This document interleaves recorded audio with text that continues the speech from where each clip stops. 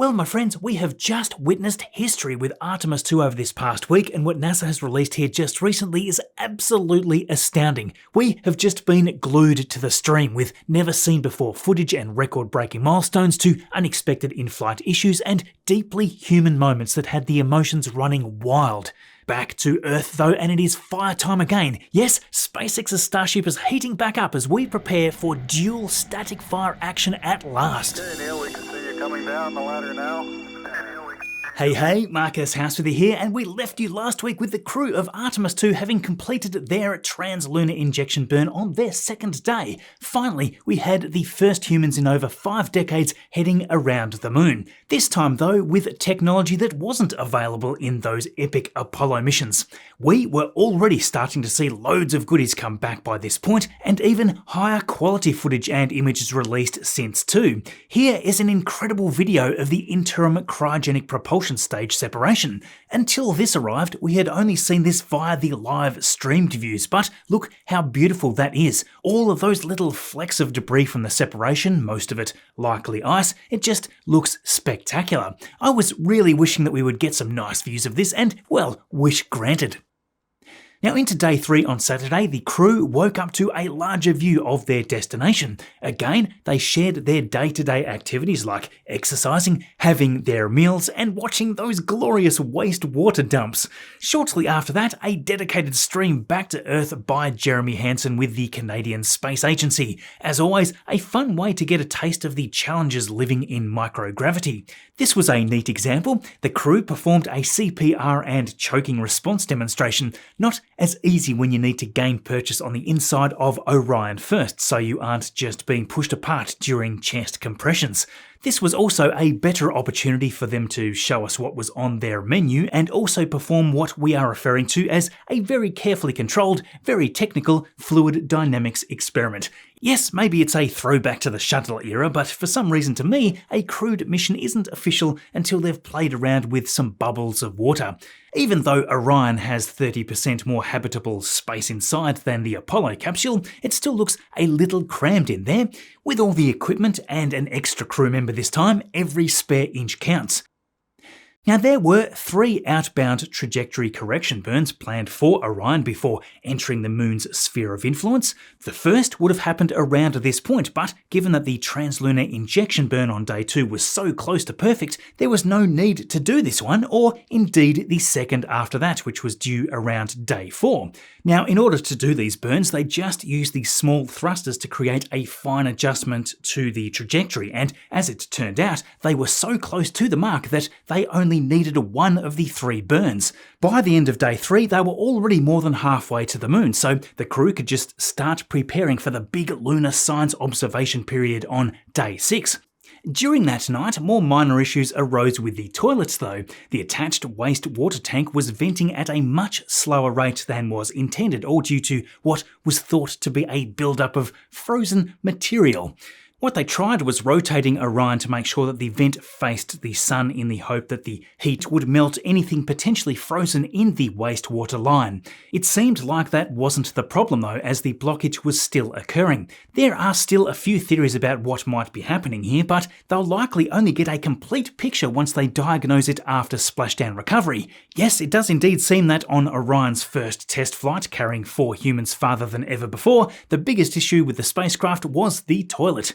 While it was no-go for number 1, crew were again advised to use backup collection devices overnight if needed. They were also, by the way, advised to use these when the toilet had issues on the first day before space plumber Christina came to the rescue. On top of this, the crew had even reported some kind of burning smell coming from the area, but the ground team said that power, thermal and all other systems looked fine, so again, they'll hopefully find out more after recovery. Interestingly, Don Pettit showed us some images of these collapsible contingency urinals, or CCUs. Each crew member has 2 of these, and as he mentions here, these can replace the need for about 25 pounds or 11 kilograms of diapers. So yeah, these can simply be drained out and of course reused again when required. Due to the capillary action of liquids, it all settles there at the bottom of the tube, and thanks to the hydrophobic layers at the top of the CCU, nothing gets out, avoiding some uncomfortable messes.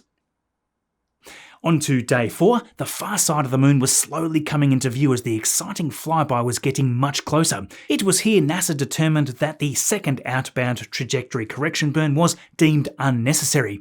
The cameras on top of the solar panels realigned themselves, so this was a nice opportunity to grab a few selfies of the crew through Orion's windows. Anyway, it was now time for some more flight testing. Christina and Jeremy this time took manual control of the spacecraft to test its performance in deep space so that NASA could pick up even more data. They tested 2 different thruster modes, 6 degrees of freedom and also 3 degrees of freedom. By the way, the 6 degrees of freedom mode means that any drift or deviations in the orbit caused by RCS thrust are then automatically compensated for by the rest of the reaction control system. That means that no manual firings need to follow to recorrect the translation or the trajectory. Now, as mentioned last week, part of the Artemis II mission is to test out the new optical communication system, which uses lasers to send data from Orion back to Earth.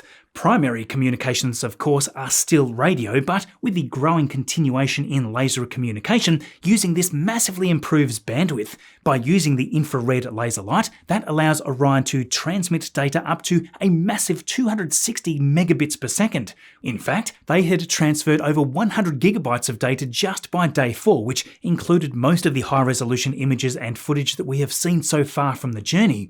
There are limitations to this, however. A laser needs to have extreme precision to hit the ground stations at this huge distance. They can't always maintain a stable connection, especially with the crew moving around, and its performance is affected by cloud cover.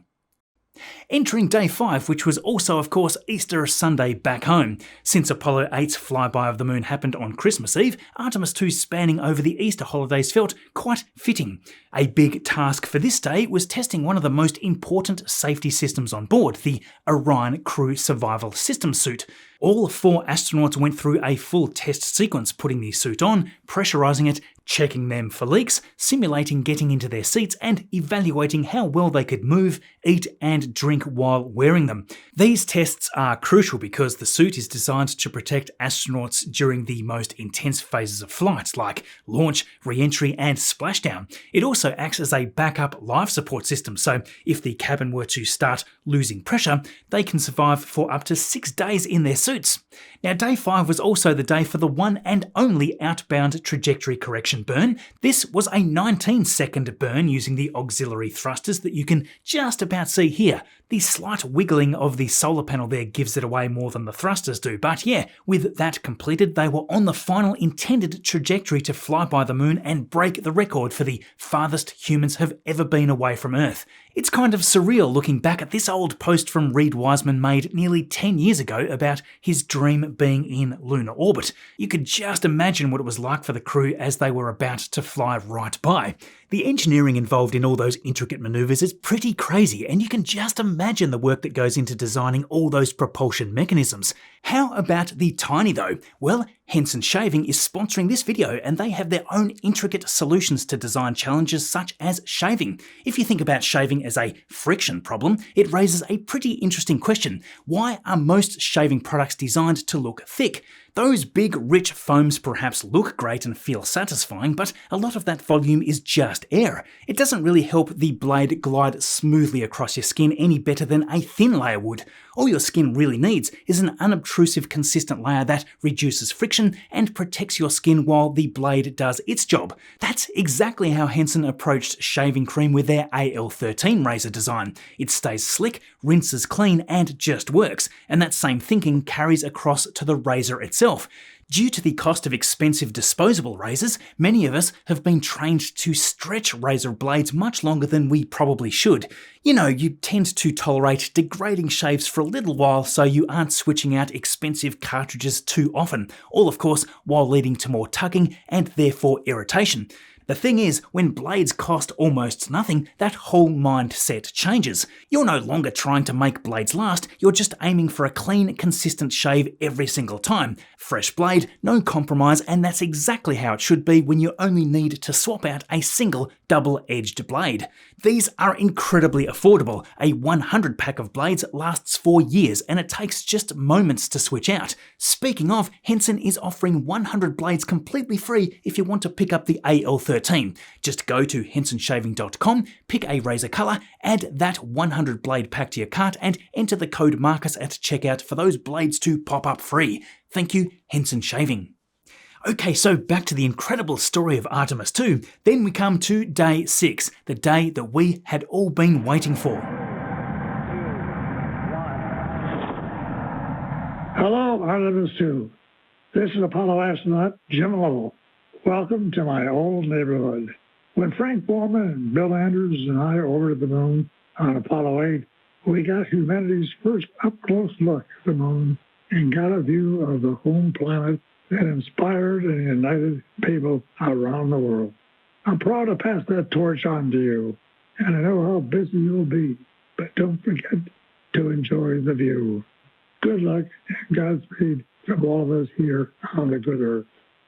Yes, the crew woke up to that special message from Jim Lovell which he recorded for the crew just months before he passed away last year. As Orion closed in on the moon, the crew spent hours just watching it grow in their windows. The craters were sharpening, shadows becoming more detailed, and all those intricate surface features slowly revealed themselves in ways that no static two-dimensional photograph can really ever quite capture. Even after all the training, the crew of 4 seemed absolutely awestruck, and who could blame them? The lunar influence becomes super apparent at this point as gravity bends their trajectory behind the moon. Space-time just warped to leave them weightlessly changing direction, feeling no influence at all. Soon, a brief and complete isolation would be here. At closest approach, just over 4,000 miles or 6,000 kilometers above the surface, they passed that massive milestone. They were now farther from Earth than any human has ever travelled, breaking Apollo 13's record. Most importantly though, they don't want to hold this record for long. Most importantly, choose this moment to challenge this generation and the next to make sure this record is not long-lived. Nice one, Jeremy. We definitely don't want to be waiting another half-century for this to be broken, that's for sure. Now, the 4 got to give names to 2 relatively fresh, unnamed craters on the moon. This one they've named Integrity after their Orion spacecraft, of course, and, well, I'll just let Jeremy share why the next one didn't leave a dry eye for anyone that was watching. A number of years ago, we started this journey in our close-knit astronaut family, and we lost a loved one. And there's a feature in a really neat place on the moon, and it is on the near side, far side boundary. In fact, it's just on the near side of that boundary, and so at certain times of the moon's transit around Earth, we will be able to see this from Earth. And so we lost a loved one. Her name was Carol, the spouse of Reed, the mother of Katie and Ellie.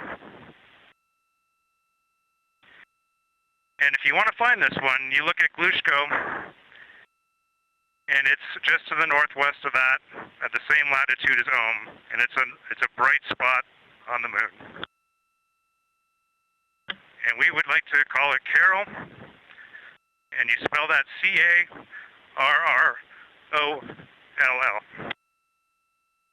Just think about the 4 who have been training together as a family. They've spent years training, flying, and building a level of trust in each other long before they were even selected for the Artemis II mission.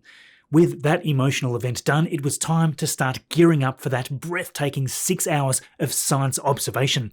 The crew took turns, 2 of them at the windows observing at once. They had the computers, cameras, and lenses all there, and they were calling out terrain, tracing the rugged lines of the Terminator, and picking apart features. They did an incredible job here describing every detail that their eyes could catch. The hue, the colours, albedo, descriptions of geological features on the lunar surface. If you didn't watch this live, do go and check out some of the replays because this was something that we've been waiting for as long as I can remember.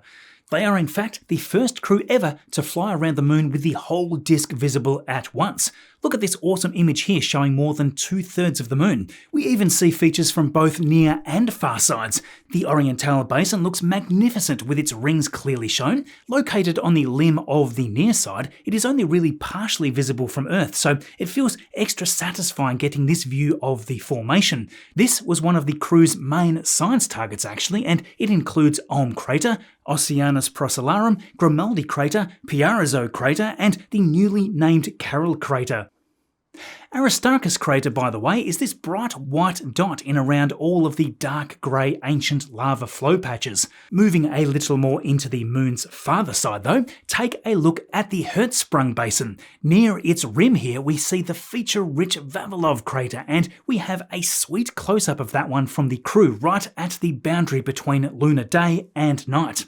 After 4 hours of observations, it was time for the scheduled communications blackout as our beautiful pale blue dot set behind the lunar terrain. As we prepare to go out of radio communication, we're still to feel your love from Earth, and to all of you down there on Earth and around Earth, we love you from the moon. Then came that deafening silence out of communications range. Although the crew had brilliant lit up views of the near side, for them at the closest approach to the moon's surface, the sun, moon and Orion were all aligned in such a way that they could only really see about 20% of the far side. About an hour later, we finally had that signal return, with the crew having a magnificent view of this Earthrise. Comm check. Integrity, we have you loud and clear. Houston, we have you the same, and it is so great to hear from Earth again. To Asia, Africa, and Oceania, we are looking back at you. We hear you can look up and see the moon right now. We see you too. We will explore, we will build ships, we will visit again. We will construct science outposts, we will drive rovers, we will do radio astronomy. We will found companies, we will bolster our industry, we will inspire. But ultimately, we will always choose Earth. We will always choose each other.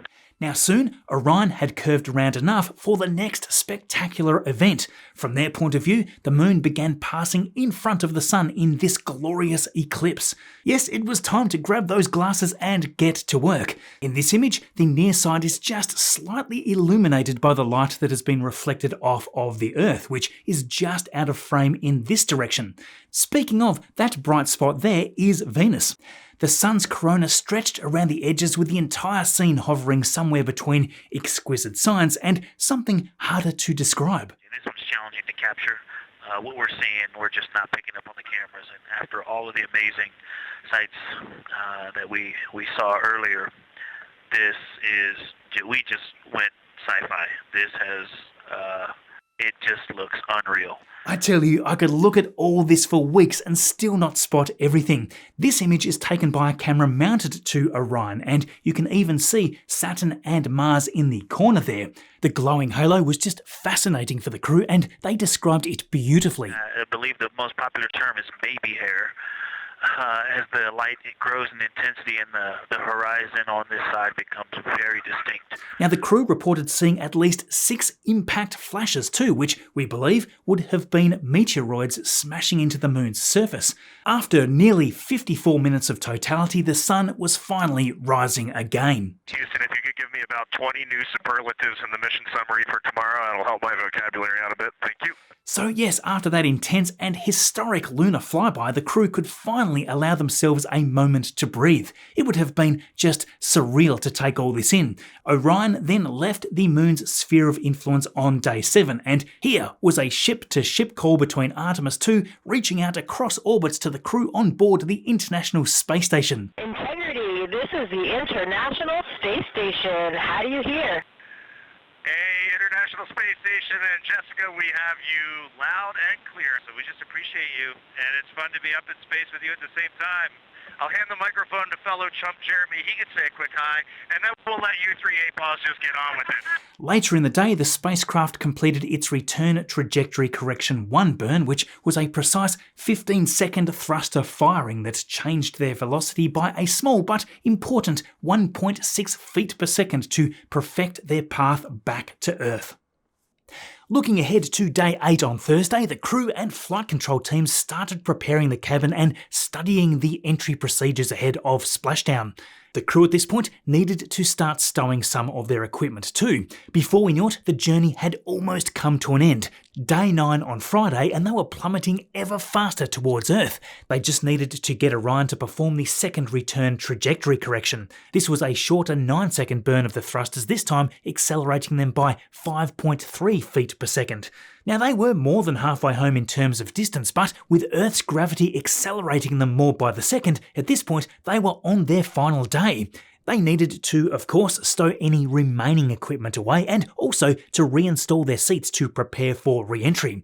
Indeed, the most nerve-wracking part of the mission was upon us. Just hours before publishing this video, there I sat along with all of you, I'm sure, watching this process unfold. Now, instead of Orion performing a skip entry like NASA did during Artemis I, for this mission, the plan was a much steeper, lofted entry sequence so that the heat shield didn't have a chance to cool down significantly and then reheat up.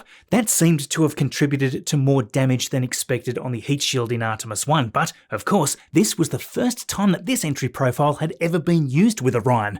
45 minutes before the intended splashdown time, Orion's European service module was separated cleanly. Its job was now done after providing all that control. Minutes later, a final trajectory adjustment burn from Orion to fine-tune the flight path, followed by a series of roll maneuvers. This all added plenty of distance from the service module, which would burn up soon in the atmosphere. Reid Wiseman, Christina Cook, Victor Glover, and Jeremy Hansen, the heroes of this epic adventure, they were strapped in as we awaited that nail-biting moment. At about 400,000 feet or 122 kilometers in altitude, Integrity had finally started entering the Earth's thin atmosphere. Quickly though, that atmosphere thickened and they started punching through southeast of Hawaii. Then that was it. Everything just went silent exactly as expected. The plasma, the heat, and violence of re-entry disrupts all those communications.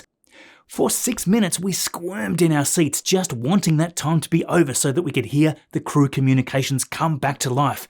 In the meantime, though, Orion, with the precious life on board, screamed through peak heating, pulling up to about 3.9 Gs as the atmosphere ripped away that velocity. I swear, the clock seemed to be ticking slower as each second passed towards the end of that blackout period. Integrity, Houston, comm check, post-blackout. Houston, Integrity, we have you loud and clear.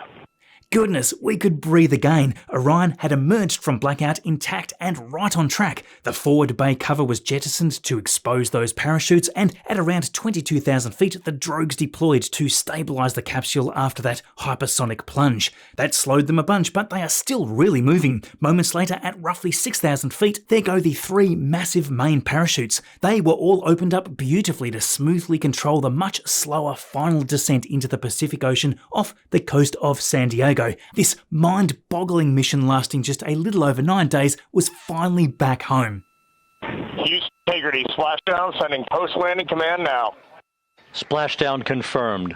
Copy splashdown, waiting on VLDR. Splashdown confirmed at 7:07 p.m. Central Time. I mean, it's going to take a while for me to really absorb all the emotions from this, but there we have it, my friends, the first crewed journey around the moon in over half a century.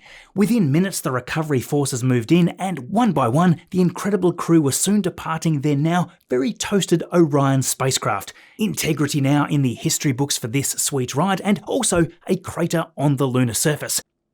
First out, mission specialist and space plumber Christina Cook, followed by pilot Victor Glover, mission specialist Jeremy Hansen out there next, and finally Commander Reid Wiseman, all looking absolutely ecstatic as they prepared to be flown to the USS John P. Murtha. Of course, this isn't the end by any means. Artemis II has returned with a mountain of raw data, all that amazing science equipment and sensors on board that flew along with the crew like Avatar, the radiation and other wearable sensors, and loads more. Indeed, we have so much to learn from this mission, and hopefully it is not going to be long until the next huge adventure, but this time on the lunar surface itself. Man, I can't wait. Now, with the crew returning from this monumental Artemis II mission, there has also been yet another busy week at Starbase in Texas. If we want to see Artemis III playing out as soon as possible, we need that human landing system ready to go. With SpaceX basing theirs off Starship, we need to see much faster progress if they are really looking at doing this in 2027. Well, we have both the Super Heavy and Starship vehicles for the upcoming Flight 12 very close to their full static fire tests. We could see the transporters were staged here below the booster transport stand and the ship static fire stand in this RGV flyover. Indeed, we look to be heading into an exciting week with Raptor Fire because both of those rolled into their respective bays last night, picking up both vehicles. First out was the Starship just hours ago, heading off down the road. Interesting tile patches that they have going on with this one, so we're curious what they'll be testing here in flight. That rolled off to Massey's, leaving the Super Heavy preparing to roll out as I hit that export button on this video. Speaking of Massey's, earlier in the week, the Booster 18.3 test tank was also finally lifted by the LR11000 crane and into the Super Crusher stand. Thanks to Sean, we can see the grid fin hardware hooked up to the crusher, and then the ship aft simulator was installed on top of the hot stage ring just a few days later. The next step will be getting that blue cap reinstalled, and then the 20 individual rods connecting the cap to the hydraulic rams around the base of the crusher. This is, by the way, unlike the previous round of testing which was performed on the smaller can crusher. That's because that smaller crusher is being used with the Ship 39.1 test article having its own round of squeeze testing here to validate that latest ship design. After that Booster 18.3 test tank rupture so early in its first test, hopefully it's going to make it much further this time and also allow SpaceX to test out the 3 grid fin points and the new integrated hot staging system. Yes, we are still assuming that they are going to need all that data on this before they will want to stack and load an upper stage Starship before flight at the new Pad 2. Speaking of, workers spent the start of the week removing the scaffolding from the top deck of the launch mount. That had been installed again so that SpaceX could tinker with the ball mounts which had been reinstalled again late last week.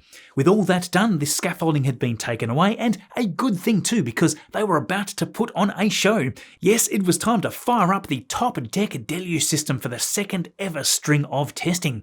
This first test of the day seemed to be a shorter and lower pressure firing, but they weren't done yet. There it goes again, but this time with much more oomph behind it for a much longer duration. It is absolutely crazy just how far this new deluge system can throw that volume of water. Given that this only fires off once the booster has started to lift off, this design should, let's say, thoroughly protect the top surface of the launch mount and the base of the tower. Yes, SpaceX wants this pad to be surviving many hundreds, if not thousands of launches. Now, if you have been keeping an eye on the ship quick disconnect over the past few weeks, you may have noticed that this has been buried under a bunch of scaffolding too. Well, now all that is removed too, so we can see what they have been up to. SpaceX have been welding a bunch of these long steel strips along these steel trusses that the arm is built from. Indeed, it seems like they wanted more reinforcements for this design, and to test this out, look at what we have here. SpaceX has returned with some SAC testing using those huge water bags.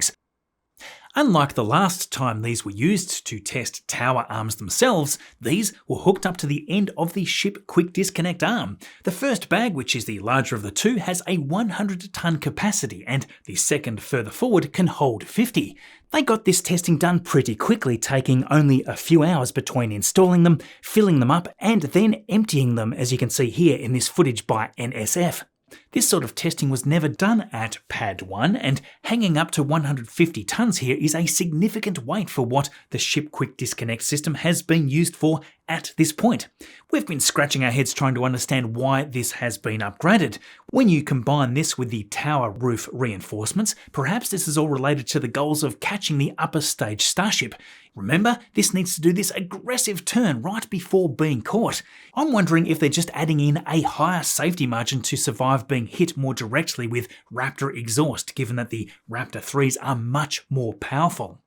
Of course, Pad 1 is also being rapidly worked on, receiving its own set of upgrades. They've started laying down rebar and formwork with embeds inside, behind the tower for the extended drawworks bunker, so that's neat. We've also seen them deliver and stage pipes up the road at the Sanchez area. Yes, these are certainly part of the 2 deluge buckets for this flame trench, so that's great to see already.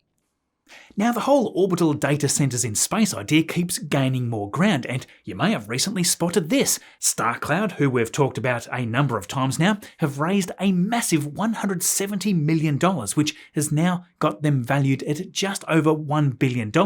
Remember, they have already launched a single 60-kilogram satellite on SpaceX's bandwagon rideshare mission back in November, which had this NVIDIA H100 GPU. Now they are working on Starcloud 2, which will hopefully be launching later this year with multiple GPUs.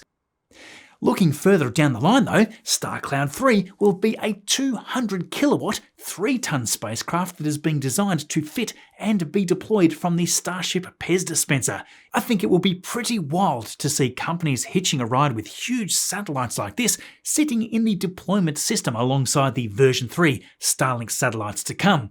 So yes, this seems to be the way to do it now. Data center satellites connected via laser links to work as a constellation. It's quite different to Starcloud's initial animation here, which would have been designed as a single gigantic 5 gigawatt unit with monstrous cooling and solar panels that would need to stretch right out around 4 kilometers. Instead, making a constellation with smaller units that you can simply add to, like we've seen with Starlink, certainly seems more achievable as Starcloud needs to just grow the service. Of course, the one thing that we need to see to make any of this even a possible reality is a long-term colossal push to create processing capability. Well, the terafab announcement that I talked about a few weeks back is getting some more serious momentum behind it, because now Intel has joined the project, all to help refactor silicon fab technology. So there we go, my friends, another massive week. I hope you enjoyed this video. If you did, don't forget to hit subscribe so we get to keep making them. If you want to continue with more space goodness, do check out this video here next. Thanks for watching all this way through as always, and I will catch you next weekend. To your entire team, Kelsey, to the entire NASA science team, and we were well prepared, and we appreciate all of you, and this is what we do best when we all come together.